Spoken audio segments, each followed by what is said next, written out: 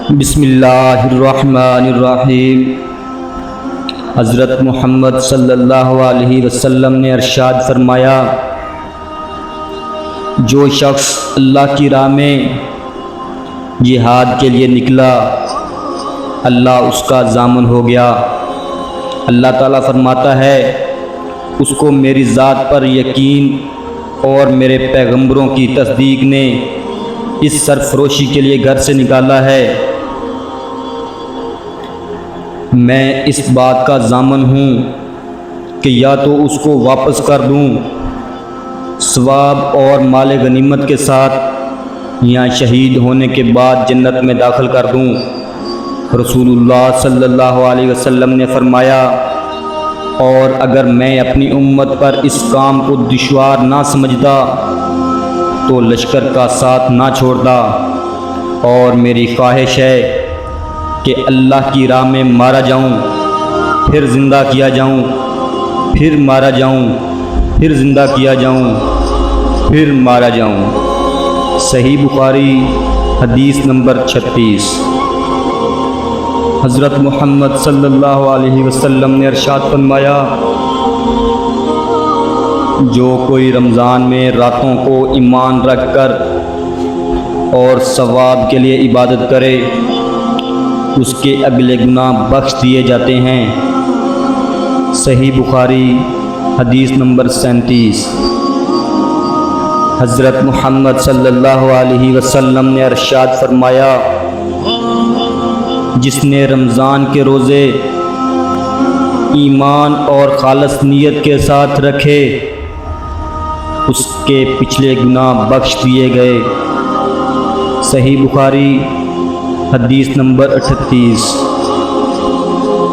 حضرت محمد صلی اللہ علیہ وسلم نے ارشاد فرمایا، بے شک دین آسان ہے، اور جو شخص دین میں سختی اختیار کرے گا تو دین اس پر غالب آ جائے گا اور اس کی سختی نہ چل سکے گی۔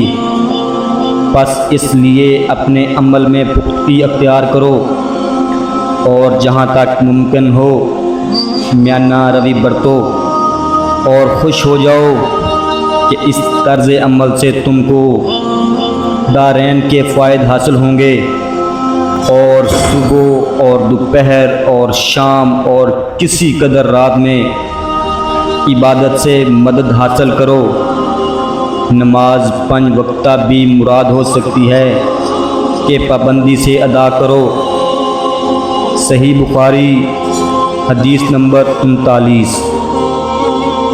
حضرت محمد صلی اللہ علیہ وسلم نے ارشاد فرمایا، جس کا مفہوم ہے کہ رسول اللہ صلی اللہ علیہ وسلم جب مدینہ تشریف لائے تو پہلے اپنی نانہال میں اترے جو انصار تھے، اور وہاں آپ صلی اللہ علیہ وسلم نے 16 یا 17 ماہ بیت المقدس کی طرف منہ کر کے نماز پڑھی، اور آپ کی خواہش تھی کہ آپ کا قبلہ بیت اللہ کی طرف ہو۔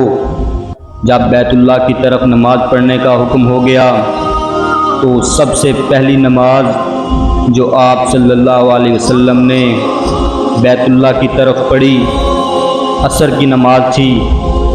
وہاں آپ صلی اللہ علیہ وسلم کے ساتھ لوگوں نے بھی نماز پڑھی۔ پھر آپ کے ساتھ نماز پڑھنے والوں میں سے ایک آدمی نکلا، اور اس کا مسجد بنی حارثہ کی طرف گزر ہوا تو وہ لوگ رکوع میں تھے۔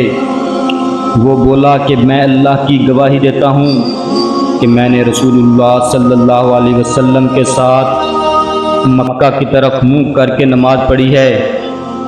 یہ سن کر وہ لوگ اسی حالت میں بیت اللہ کی طرف گھوم گئے، اور جب رسول اللہ صلی اللہ علیہ وسلم بیت المقدس کی طرف منہ کر کے نماز پڑھا کرتے تھے، یہود اور عیسائی خوش ہوتے تھے، مگر جب آپ صلی اللہ علیہ وسلم نے بیت اللہ کی طرف منہ پھیر لیا تو انہیں یہ امر ناگوار ہوا۔ صحیح بخاری حدیث نمبر 40۔